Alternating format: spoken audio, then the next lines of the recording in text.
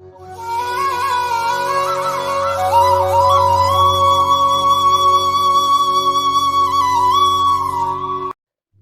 பக்தர்களுக்கு என் அன்பு வணக்கங்கள்.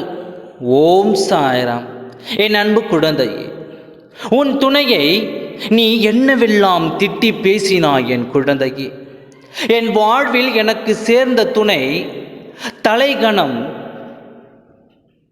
உள்ளவர், தலைகணமும் தான் என்ற அகங்காரம், யாரையும் புண்படுத்தி பார்க்கும் மனமும், இப்படிப்பட்ட குணங்களை கொண்டவர்தான் என் துணை.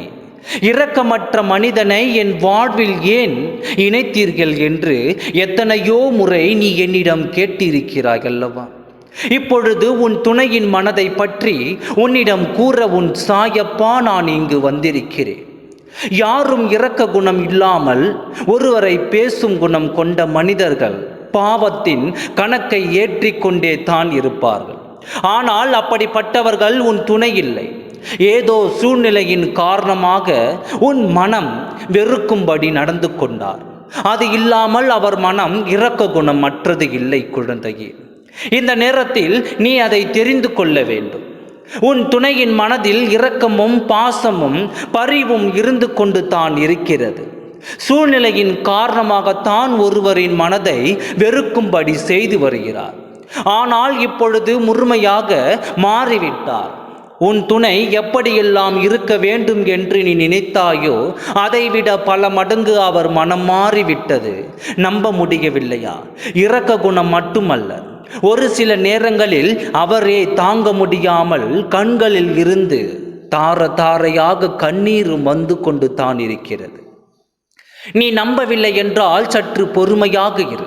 உன்னை தேடி உன் துணை வந்து அவர் உன் முன் பேசும் பொழுது நீ அதை புரிந்து கொள்வாய் அல்லவா?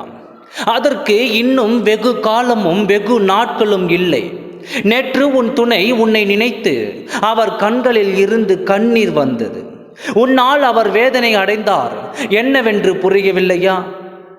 அவர் அழுததற்கு முழுக்க முழுக்க நீதான் காரணம். ஏன் தெரியுமா? நேற்று உன் துணையை பற்றி ஒருவர் உன்னிடம் பேசினார்.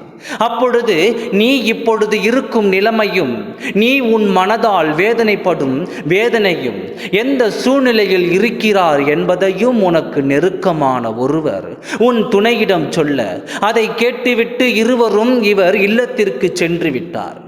அவர் இரவில் உன்னை நினைத்து கண்ணீர் விட தொடங்கியவர் விடியல் காலை வரை உன்னை நினைத்து கொண்டு அழுது கொண்டு தான் இருந்தார். அவர் முன்பு போல் இப்பொழுது இல்லை. இப்பொழுது உன் மீது அன்பாகவும் அக்கறையாகவும் இரக்க குணமாகவும் இருந்து கொண்டு தான் இருக்கிறார். உன்னை நினைத்து அழுது கொண்டே இருப்பார். உன் அப்பா சொல்கிறேன், உன் துணை உன்னை நினைத்து அழுதார். அவருக்கு இரக்க குணம் இல்லாமல் இல்லை. அவரிடம் உன்மேல் பாசமும் அக்கறையும் அன்பும் நிறையவே வந்துவிட்டது. இதை கூடிய விரைவில் நீயும் தெரிந்து கொள்ளும்படி நான் சொல்வேன். அப்பொழுது உனக்கு தெரியும் சாயப்பா சொல்வது சரிதான் என்று. எனவே எதற்கும் கலங்காதே. உன் துணை உன்னை தேடி வரும் நேரம் வந்துவிட்டது. தைரியமாக இரு. நான் பார்த்து கொள்கிறேன். நல்லதே நடக்கும்.